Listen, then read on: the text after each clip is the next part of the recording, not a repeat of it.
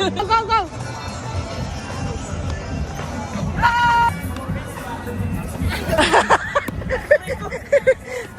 And Biggie!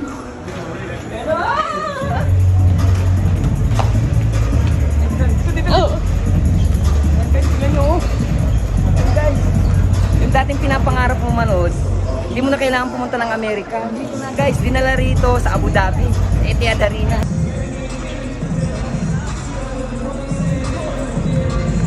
And Trojan Tucky number 27. Jamal Murray!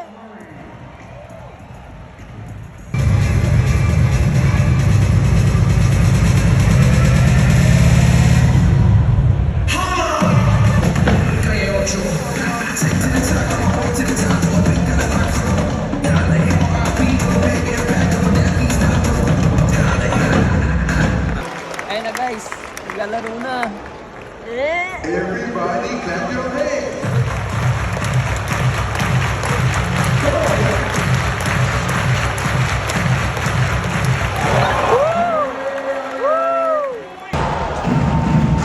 Ay, napasok dun.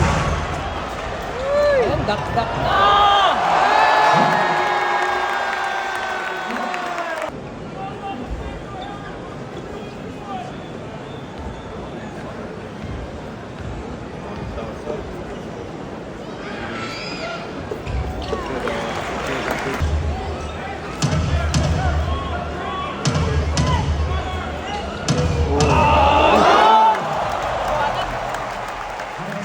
Si Mr. Beast nandun, namimigay ng pera. Talaga ba da? Ayaw tanggapin ng mga lokal. Mayayaman yung mga malokal eh. Oo, syempre. Ay, namimigay ng pera oh. Ayun na daw. Ayun na. Saan na siya? Saan na siya? Ayun o. Mr. Beast! Mr. Pinto. Mr. Beast! Sabi-sabi tayo, Mr. Beast. 1, 2, 3, go! Mr. Beast! Ayan si Steve Harvey oh, nakikipag-chismisan lang. Ayan oh.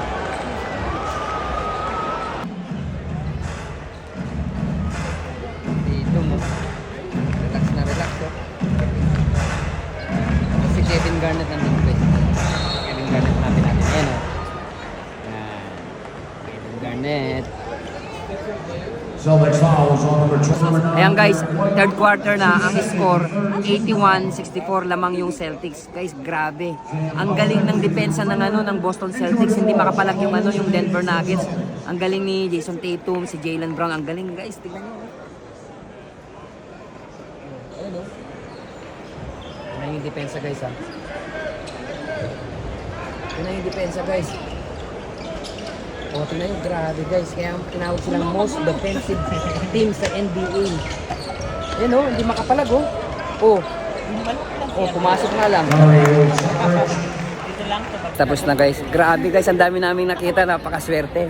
Nakita namin si Kevin Garnett, si Mr. Beast nandun, si Steve. Tayo yung Chinese na Sino ba yun? sikat na Chinese actress. Hindi ko alam ang pangalan, so si Chong Kayla na lang. Si Chong Kayla, Abubuching Choyla.